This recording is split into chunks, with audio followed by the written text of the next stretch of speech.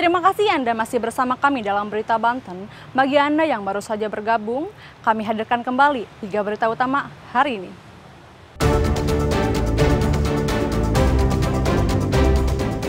Intensitas hujan tinggi, pergerakan tanah di Lebak rusak rumah warga.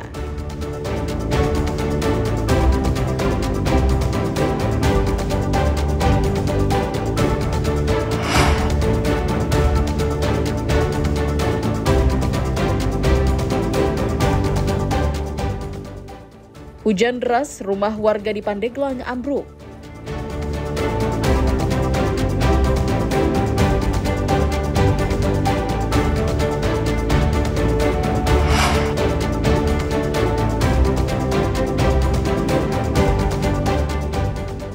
Dibangun dengan biaya miliaran rupiah, terminal di Lebak mangkrak tidak berfungsi.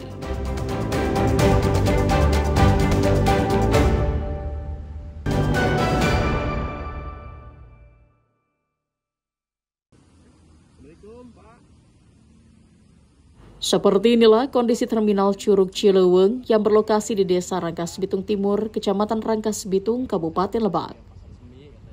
Saat ini kondisi bangunan terminal sangat memprihatinkan. Sejumlah bagian bangunan dipenuhi rumput liar dan semak belukar. Sementara bangunan ruko tempat untuk berjualan juga mengalami kerusakan parah di bagian sudut bangunan. Area terminal yang dulunya direncanakan menjadi pusat mobilitas warga di Kabupaten Lebak, kini berubah fungsi menjadi tempat parkir kendaraan milik Polres Lebak yang berada tepat di belakang lokasi terminal. Kondisi ini sangat disayangkan. Aset publik yang dibangun dengan biaya miliaran rupiah kini dibiarkan rusak tanpa kejelasan manfaatnya.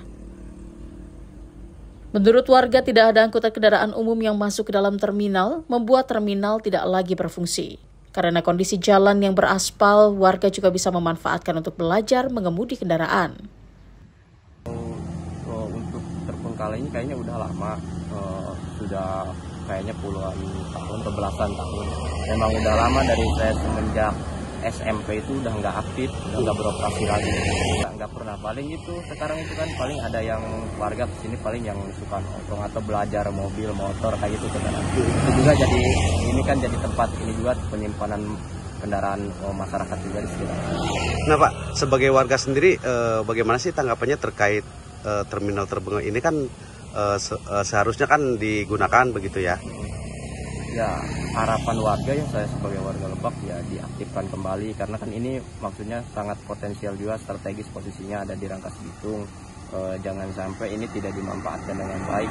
Apalagi ini untuk mendukung transportasi di Lebak juga yang arah utara mau ke Rangkas Bitung ataupun sebaliknya juga seperti itu. Saya sering lewat ya sangat parah ini bangunan juga kan udah rusak karena udah lama juga kan udah keropos mungkin ya, terus ada juga fasilitas-fasilitas kayak musola, terus kamar mandi juga udah pada rusak. Jadi sangat disayangkan gitu, dulu menghabiskan banyak anggaran gitu, kalau ya sekarang hasilnya kayak gini gitu. Harapannya ya diaktifkan kembali.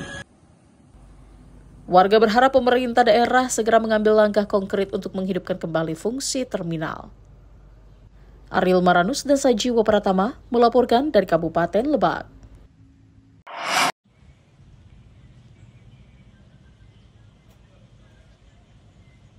Guna menekan angka pengangguran, Dinas Tenaga Kerja Kota Cilegon melaksanakan penyuluhan bimbingan jabatan dan praseleksi bagi puluhan pencari kerja di kantor Disnaker Kota Cilegon.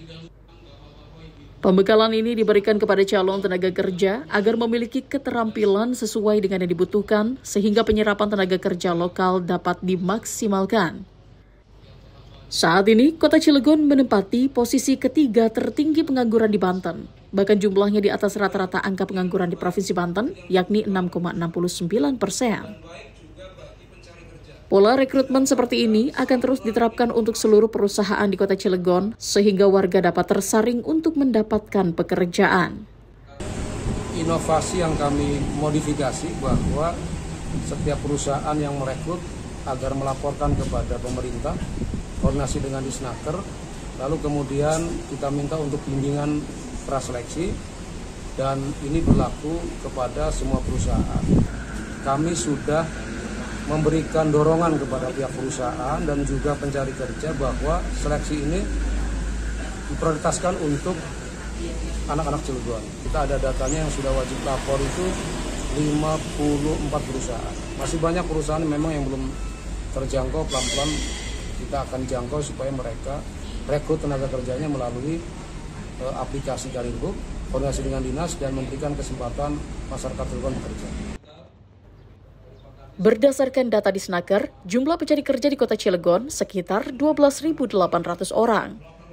Sedangkan lowongan kerja yang terdaftar di Disnaker dan aplikasi Siap Kerja Kemenaker hanya 2.700 lowongan kerja saja. Ariel Maranus dan Haji Ramadan melaporkan dari kota Cilegon. Sebanyak 4.167 pendekar dari seluruh perguruan dan padepokan silat kompak memakai pakaian serba hitam, melakukan long march serta memperlihatkan keahlian silatnya dalam acara Festival Golok Day 2025 di kota Cilegon, Banten.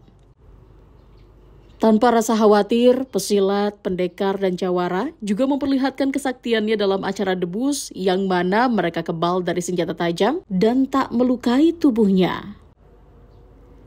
Debus dan golok merupakan salah satu warisan Kesultanan Banten dalam menyebarkan agama Islam di wilayah ini, sehingga dinilai wajib untuk dipertahankan dan dilestarikan di tengah gempuran kemajuan zaman. Acara ini merupakan salah satu event kebudayaan nasional sekaligus melestarikan kebudayaan tradisional agar tak terdegradasi zaman. Selain itu, bela diri silat juga memiliki makna dalam menjaga adab serta menanamkan budi pekerti dalam kehidupan sehari-hari. Biasa kita adanya festival acara goloknya ini karena ini memang budaya kita, budaya Cilegon yang harus dilestarikan. Memang di pencaksilat itu, baik di Bandrong atau di apapun itu memang nggak hanya mengajarkan perihal seni budaya silat, tapi memang dalam implementasinya memang diajarkan juga perihal akhlak dan budi pekerti lah. Jadi saya hanya mengingatkan, jangan sampai nilai-nilai tersebut juga hilang. Jadi dia hanya mengajarkan perihal seninya, tapi juga mengajarkan perihal tadi adab dan juga etika.